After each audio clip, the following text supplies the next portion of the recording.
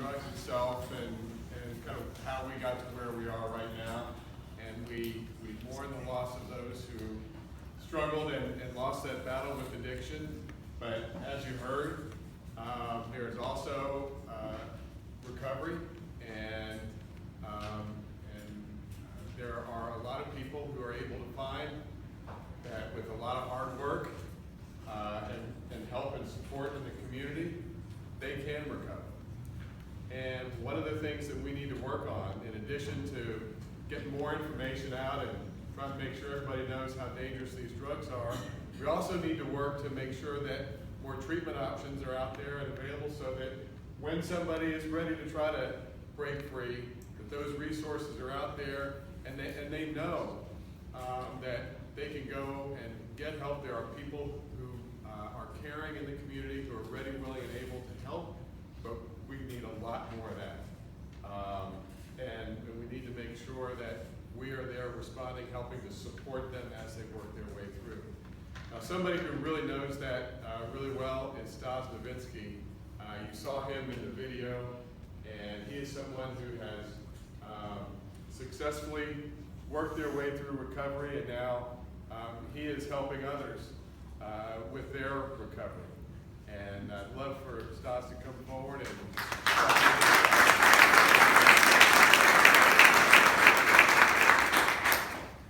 Good evening. My name is Stas Novitsky. I'm the Director of Youth and Family Development at the McShin Foundation. I'm also in recovery from substance use disorder. What that means to me is that I've been drug and alcohol free since March 23rd, 2015.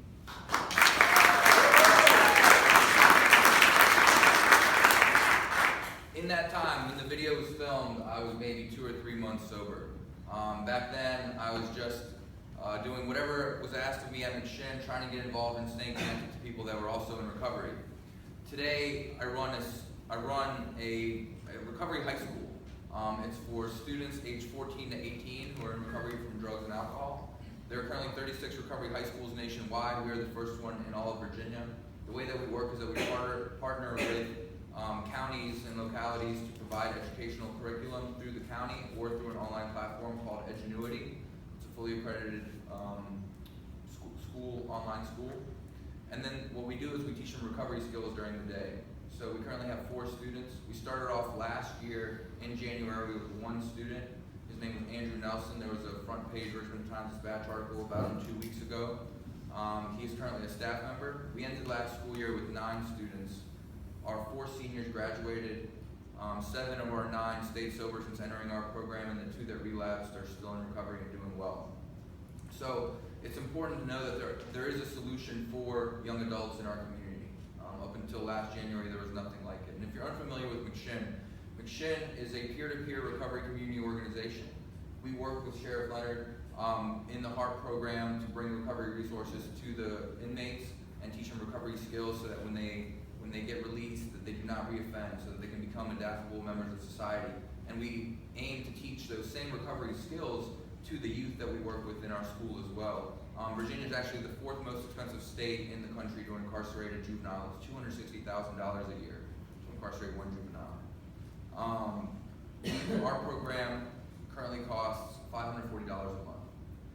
If they're out of county, which is in Riker County, then it's $840 a month, simply to account for the $300 Edgenuity fee. But McShin operates recovery houses, so we have over 100 beds now. Men and women's houses separated because obviously when people get sober, the first thing they want to do is connect with somebody else, which isn't good for their recovery necessarily. So I want to commend Attorney General Herring, Sheriff Leonard. You did great, Cody. Amazing. I thought you were shy to speak. You were not shy. That was amazing. And you'll get better every time. I remember the first time I spoke, I was like, what am I doing? But I want to talk briefly about next steps and what we can do as a community. We need to support sensible drug policy. The way that we move forward, if we're successful in our lifetime, that the new policies that we adapt are not policies that we currently have. They may be revolutionary. They may be safe injection facilities. These are harm reduction techniques that are being used around the world, and they're seeing better results because what they do is they reduce the spread of hepatitis, of other AIDS other diseases and stuff like that. And they also give healthcare workers the opportunity to interact with these individuals when they come in. And the first couple of times, based on what I've read, the individuals don't want to talk to the people, to the healthcare providers. But over time, they get to know them, and they're much more open to the idea of treatment. So these are more compassionate ideas that we can adopt. Same goes for needle exchanges and other things like that. I think we really need to work together to overcome this. It is more than just an individual thing. It's not an individual choice, as we've heard. It is a disease, and we need to treat it as such. And we don't ostracize people with other diseases from society. This isn't that kind of, it's not the society we live in anymore. Another thing that we need to be wary of as a community is the influence of the pharmaceutical industry on our population, on our lawmakers, and on individuals in our society, because there are unfortunately too many pills being prescribed to our population currently. Kids as young as 2 years old are being prescribed antidepressants and anti-anxiety medicines, which is insane. We wonder, where is this being pushed? Why is this happening? And how is it happening?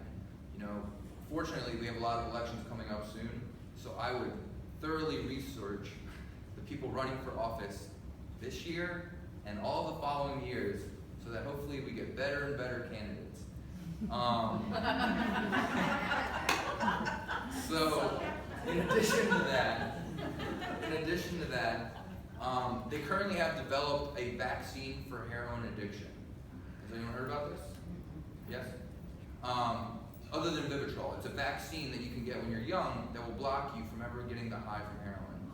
The problem is, no one is funding this because the pharmaceutical industry does not make money off a vaccine that costs, let's say, a couple $100, where they can prescribe someone continued amounts of drugs down the line. I believe Suboxone is currently the 39th most prescribed pharmaceutical drug in America.